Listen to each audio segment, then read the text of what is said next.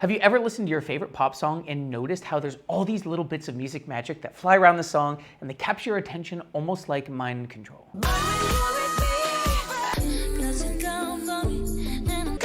Follow my lead. In this video, I'm going to show you 27 unique things that you can take from this one pop song and use in your own songs to sound just like them. Don't forget to subscribe, hit the bell, and comment Johnny Magic. The song in front of me is the incredible Living Our Way by Jade Leons, which just came out recently. Please go listen and enjoy the journey after the video is done, and go tell her lovely things. She's incredible. Let's talk about what I call kitchen sink percussion. Let me show you what we had before we added it. Good vibes, really enjoy what's going on. But instead of just defaulting to using a loop for everything, which I do use one in this song, I wanted to create something that's super unique and really specific to this song. So I actually had Jade Leons go into her kitchen, into her house, and record a bunch of different things. She sent me maybe 20 sounds. I cut them down to my favorite 5 or so, and then put them together into different loops and different percussion accents. Very simple patterns, but it's unique sounds and timbres that make it stand out and really glue the track together. Now take a listen. This is a really subtle way to bring in dynamics into ad-libs that are back to back in a cool way. So let me show you first. Two unique things going on here. First thing being that the filter is opening on the ad-lib. Check this out.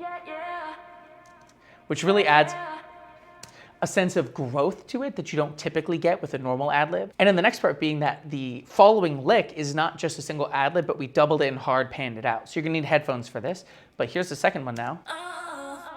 So now we've taken what could be a very static 2-part line and added both filter, automation, and the doubling to get this. Crazy filter stuff can happen in all kinds of different instruments, and I want to show you a unique example of that here. First, check out the transition before we put it in solo. Call it crazy. Can you blame me on everything?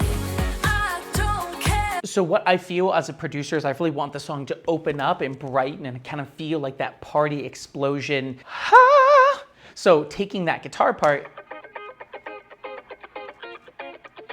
taking it all the way through the pre-chorus, keeping it filtered, and then now the second section we're hearing the same part, but way opened up and doubled instead of single tracked. Adds a ton of energy compared to just letting it sit statically or just bumping up the volume. Now let's talk about transitioning into a chorus using layering as a way to push the dynamic forward. Let's listen without those extra layers. Call it crazy. Can you blame me on everything? I don't care.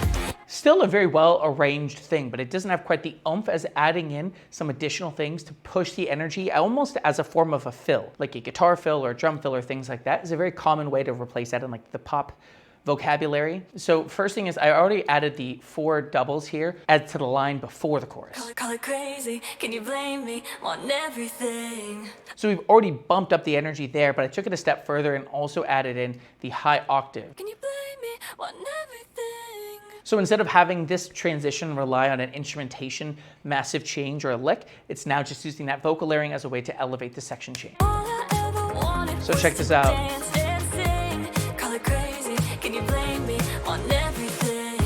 I don't care. Transition, so nice. One of my favorite concepts in producing pop music by far is the vibe percolation. And that's to take the same chord progression that tends to be repeated over and over and finding different ways to represent those chords, those motifs and things along that line without changing the vibe entirely. So we want to elevate, but not like break the neck. So for example, the verse starts off with this. And now we want to find ways to take that concept and elevate it without just repeating it or making it louder or making it brighter. Those are all great solutions, but there are other ways to do that. So instead of going to another key sound, we took it to the guitar, and Samurai Guitarist did a great job with this. So we don't lose that motif, we actually increase the energy as we go into the pre-chorus, and we get that fresh new sound added. Here's the music.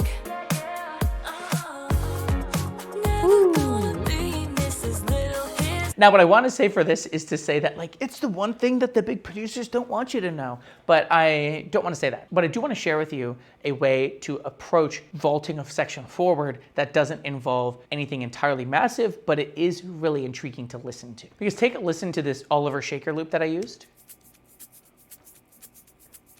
Great shaker loop, we love it, we appreciate it. But if that was the shaker that came into this pre-chorus, it's not gonna be super impactful.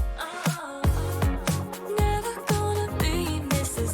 I mean, it's fine, it's not bad, but it's not really catching my ear in the same way compared to using a sound that we aren't expecting. So what I had Jade do when she sent me those files is I turned one of these scissor sounds that she made in her house into the shaker itself.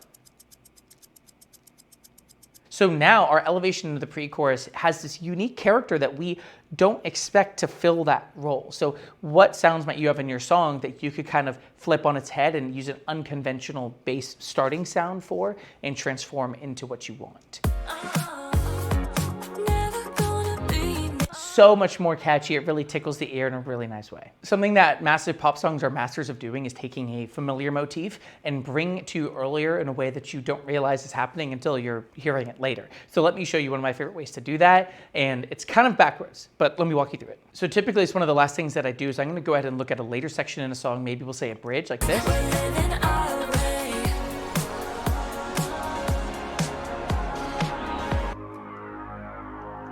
And we got that really crunchy bass sound going on. It's so bold and unique and delicious. I wanted to introduce it earlier and find a way to do so. So I took that same sound and I brought it in here to the end of the first chorus. You may not hear it at first.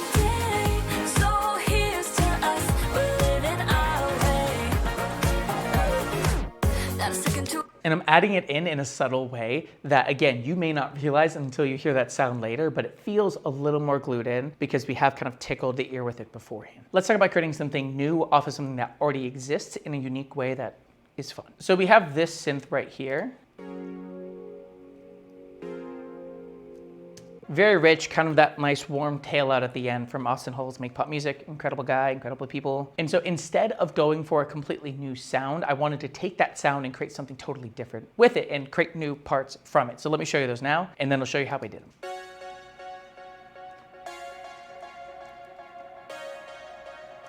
Really different. You may not even say that they're super similar sounding, but what's cool is it's not that crazy to get started with. So check this out. The very first thing that I did was I just shortened the shape of the ADSR here. So it's just more of a stab than it is kind of like a bum. Just wanted that hit, and then to kind of play with the effects around it. I added a little bit of a bouncing eighth note delay and a lot of the dirty hall here because it's kind of detuned and weird sounding.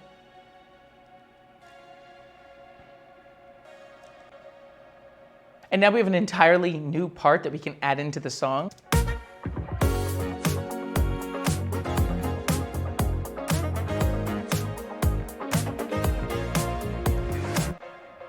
Okay, I think of like all of these, I know I made the meme about it earlier. I think this is the one that I do tend to default to the most because it feels the most universal. Maybe you'll agree, maybe you won't. But a great way I love to approach adding some of that intrigue and different dynamics to drums, especially one-shot bass drums. The first thing I like to do is to just print out snare, print out claps, print out snaps, whatever I ended up using in the song. So I have this and this.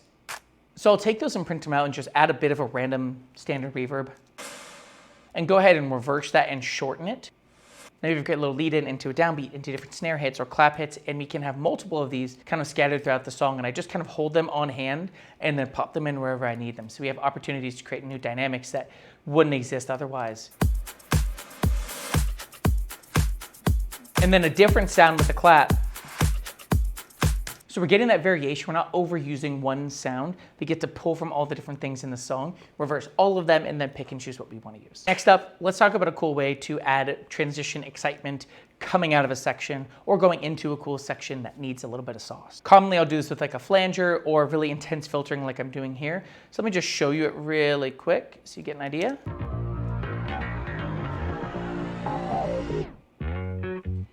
I love it because it takes away the low end and it really kind of pulls it. It makes it feel really unsteady, and then boom, we land on that next bar line with that fullness.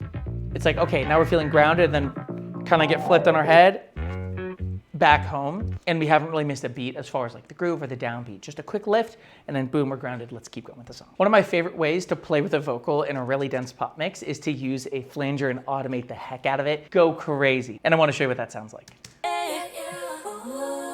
I refuse to. Sounds really subtle, it happens really quickly, but check it out without. I refuse to put my life. Which already sounds great. Keep in mind, as with anything here, nothing that I'm showing replaces a great arrangement. Never ever, it just is not gonna happen. But what I'm doing is I'm taking the mix knob here, having it start all the way off, and then automating up over those two bars. I I refuse. So you get that a little bit of the vocal kind of getting pulled apart and getting a little fuzzier, as opposed to it staying really clear when it's bypassed. Right, so it's another dimension of dynamic destabilization, boom, and then we're into the next line. One of my favorite ways to dress up a second verse is to think about where there weren't vocals before and have some kind of layer or change there in a new place. Not always the solution, but a great starting point, especially if you're just like not sure where to go. So very normal place to put things at the ends of a phrase of a first verse. I wanted to make sure that that wasn't the case here in the second verse. So here in this 4-bar phrase, we start off with the high octave. I refuse to put my life aside in the weight of a. And so now we're adding a new kind of moment that we weren't expecting to hear because it's new information from last time. Very simple, but just don't keep your harmonies in the same place every single verse. This little vocal layering move is appearing in like all the things that I'm producing recently, and I just love doing it. I'm coming up with a name. I think it's gonna be like the sassy bitch take, or like the sassy stank, or something like that. We're figuring it out, but take a listen to this section without that on top at all. In the weight of a dreamboat, ride or die. Nothing sounds wrong. It's still a lovely part, but with the lyric especially, finding this moment where it makes sense to not sing, but to just like give it attitude.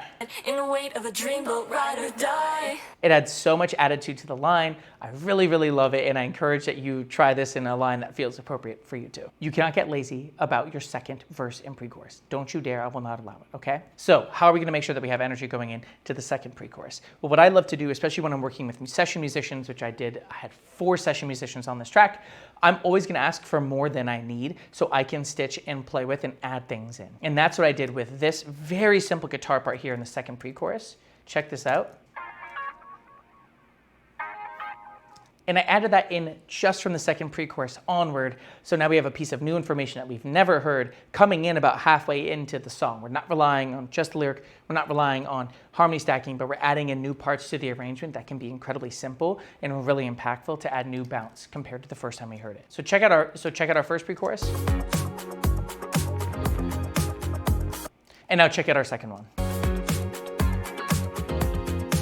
And that's not even including the entire horn arrangement and synth stack that's going on there. But the point being is that we don't want to get lazy by just saying, oh, we'll take the chords in the chorus and just include them in the pre-chorus now, and now that's a new section.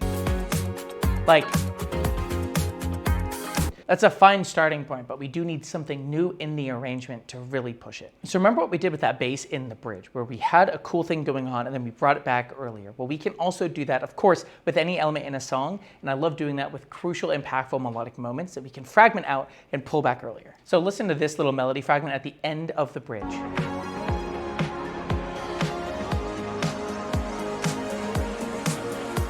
Very subtle, very nice, but that motif is so great, I didn't want it to just be a bridge moment. So I took it and added it here into the second half of the second pre-chorus as a way to kind of vault up the energy.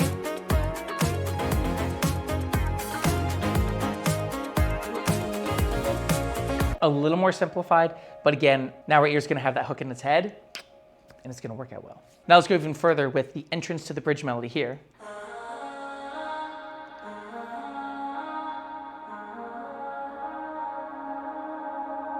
Which we'll talk about that effect journey in a second. But again, taking that same melody and also placing it down here in the final chorus as the band is erupting.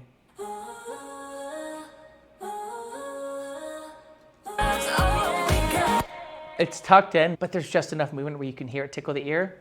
Love it. I want to offer you a challenge. I want you to send your song to somebody and have them just noodle ideas all over it. It's gonna be wild, but you might find some incredible gems, and that's exactly what happened with this song. I sent this over to my assistant McCartney, who's a great guitarist, and I just said, go crazy, baby. And he sent me all of this, like a lot of stuff. And so I listened through all of it. I was cutting and pasting and like, take a listen.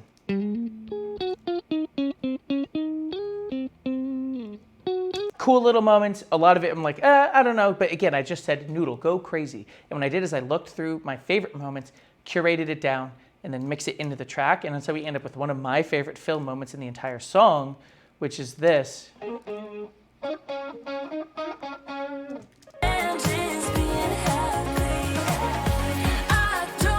Ooh, that is so, so nice. I want you to think if there's ways you can use production or mixing or even performance that is going to help create the function of the feeling you want with your song. So Jade and I discussed this moment because this is a moment where she like takes her friend into the bathroom at this club. They aren't like believing in themselves, they aren't feeling like they belong, and it's like we're holding them like this, and it's like communicating this message to them in the bathroom.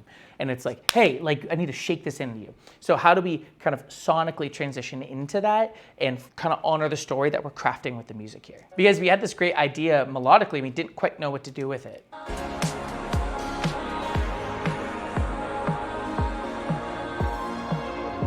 And that's fine, but I think it's more impactful to think about how we can use mix moves to kind of introduce the new universe as opposed to just like letting it be there and then it just going away. And so this might look different for you, where you start wet and you dry it up, you start dark, you brighten, it could be all these kinds of different ways. Let me just show you what happened here.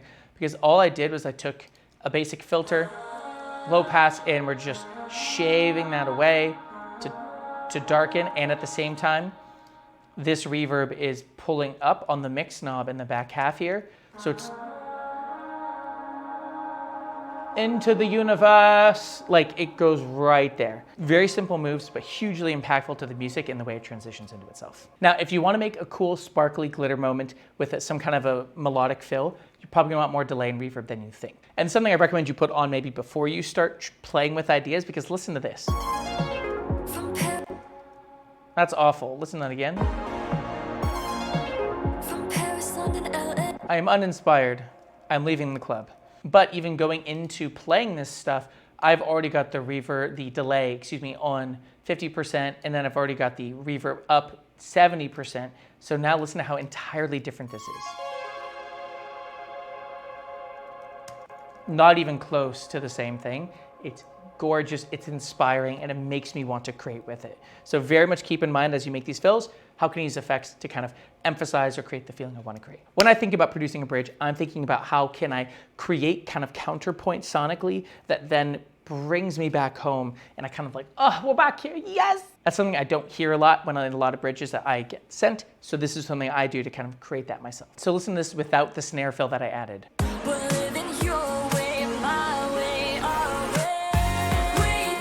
Now, of course, the normal answer could be shake it, it just use the same sounds.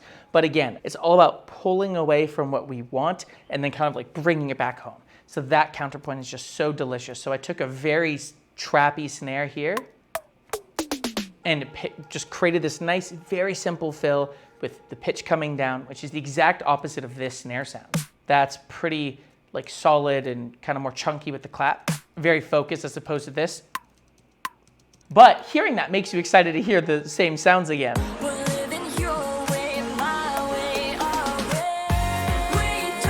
And it's a subtle change that works great for like unique drum fill moments. From the beginning, this song has been a mantra of togetherness, of oneness, of like, hey, I have your back. And we wanted to have this kind of be in the setting of celebrating it in the club. So instead of just in our heads thinking that, why not add in sounds from that environment, which we did. It sounds really funny on its own, but in context, all of a sudden we go from like pop song to like the setting is set. Because hear it without those crowd sounds.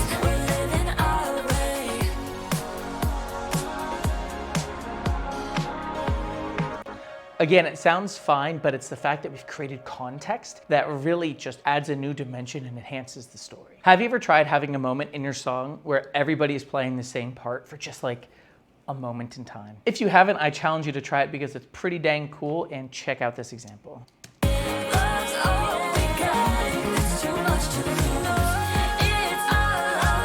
Not much more to say than that. Having a moment where everybody unifies and goes back to their thing. Beautiful, simple, try it. We could not finish this video without discussing ad-libs. And it's something, especially when you're newer to doing ad-libs and you just want to make sure that you're kind of checking as many of the boxes as you can while also still leaving room for creative freedom. One way that you could try to prompt yourself in for this is to make sure two things. One, that not every single phrase starts with the same kind of tonality or portion of the melodic scale. So this one here, that's quite like a nice mixed voice, pretty full, the no, that vowel shape, all of that is one characteristic of the start of that phrase. And I want to make sure that kind of none of that is existing on the next one, unless we're like really driving home a certain thing, which we aren't at this moment. So at the end of this phrase into the next one, now we're going to change everything about it and take a listen.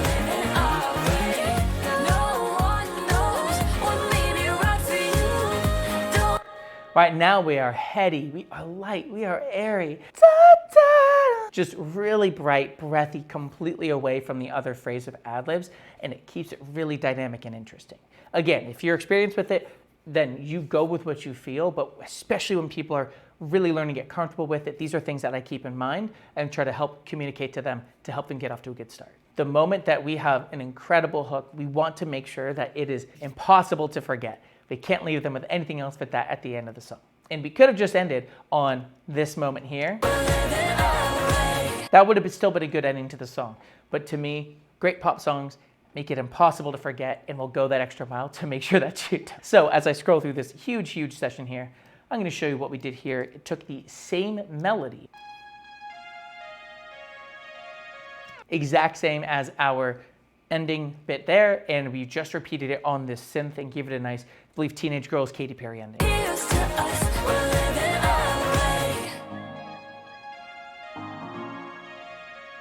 So when we think about outros, if we're going for that super pop vibe, what are we going to do to make sure that that melody doesn't get lost and really drive it home? Because this is pop and they need to be addicted to that lick, have the song end, and then have to listen to it again. Once again, this is Jade Leons' Living Our Way. This just came out and it is an incredible journey. Please go take a listen to that and comment down below if you have any questions for me, because I do respond to absolutely everything on this channel. Until next time, kindness wins and you're just one song away.